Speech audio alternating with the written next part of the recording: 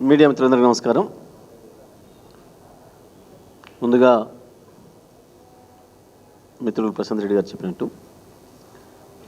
ఈరోజు ఏదైతే ఎస్సీ వర్గీకరణకు సంబంధించి తెలంగాణ రాష్ట్రంలో ఆనాడు సమైక్య ఆంధ్రప్రదేశ్లో కావచ్చు, తర్వాత తెలంగాణ రాష్ట్రంలో కావచ్చు, దాదాపుగా 40 సంవత్సరాలుగా ఏదైతే ఉద్యమం కొనసాగిందో ఇవాళ అది న్యాయమైందని, అది చేయడానికి కావాల్సిన చర్యలు ప్రారంభించవచ్చు అని చెప్పి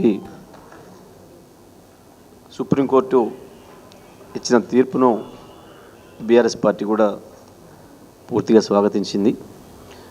వాస్తవానికి తెలంగాణ రాష్ట్రం ఏర్పడిన వెంటనే గౌరవ ముఖ్యమంత్రి గారు శాసనసభలో తీర్మానం ప్రవేశపెట్టి ఏకగ్రీవంగా కేంద్రానికి పంపించి వెంటనే తగు చర్యలు తీసుకోవాలని చెప్పి 10 సంవత్సరాల క్రితమే చెప్పడం జరిగింది. అదే సందర్భంలో చాలా సంవత్సరాల ముందు నుంచి ఆ ఎంఆర్పిఎస్ ఉద్యమంలో పాల్గొని ఆ ఉద్యమంలో అమరులైన బిడ్డలకు కూడా బీఆర్ఎస్ పార్టీ నుండి, ప్రభుత్వం నుండి సహకారం అందించి వారి కుటుంబాలకు సహాయం అందించింది కూడా కేసీఆర్ గారే. మొదటి నుండి కూడా మా పార్టీలో ఉన్న ఇతర వర్గాలందరినీ కూడా ఒప్పించి బీఆర్ఎస్ పార్టీ పెట్టిన రోజు నుంచి కూడా 20 సంవత్సరాల నుంచి కూడా ఈ ఎంఆర్పిఎస్ ఉద్యమానికి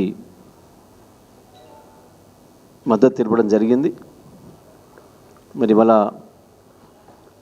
తప్పకుండా ఆశయం కొరకు అమరులైన ఆ మిత్రుల ఆత్మలన్నీ శాంతిస్తాయని,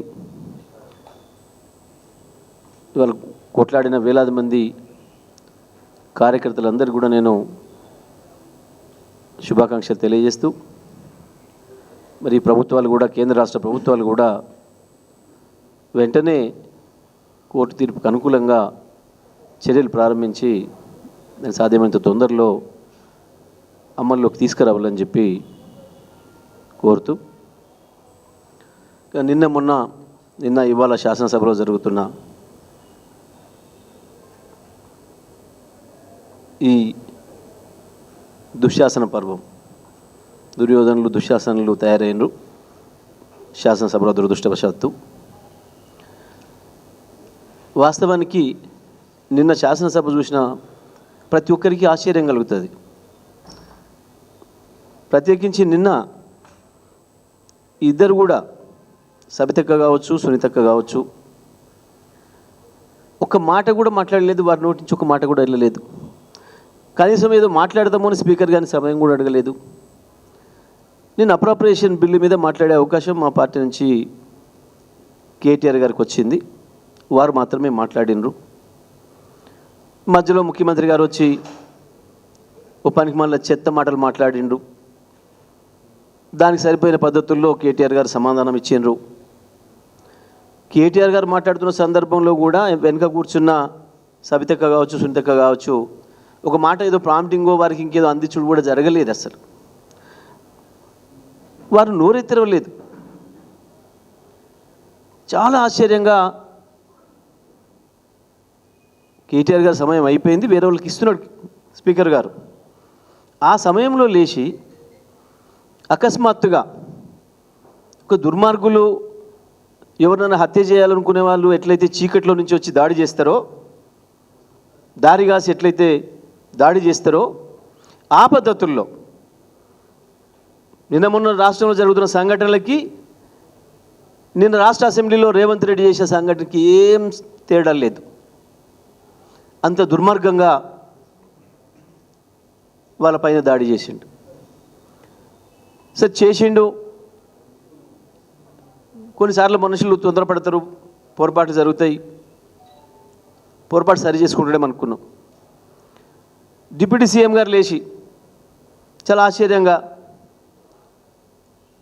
మరి అది ఆయన ఆక్రోశం వాస్తవానికి వాళ్ళ కుటుంబం కావచ్చు, లేదా ఆయన అభిమానులు కావచ్చు, వాళ్ళందరేమో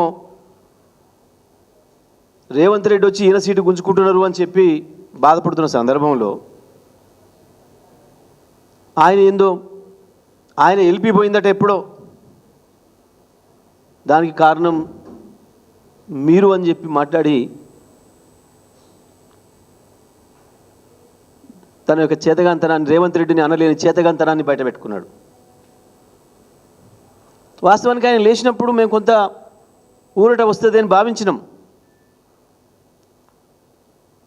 ఆయన రేవంత్ కంటే పెద్దవాడు కదా, సీనియర్ కదా, ఏదైనా పాసిఫై చేయడానికి, ఊరడింపు చేయడానికి ఏమైనా మాట్లాడుతుండేమని భావించినాం. కానీ అదేందో ఆశ్చర్యంగా ఆయన కూడా ముఖ్యమంత్రి పద్ధతిలో మాట్లాడిండు. ఆ తర్వాత నిన్నటి నుంచి ఈ రోజు వరకు కూడా అదే పనిగా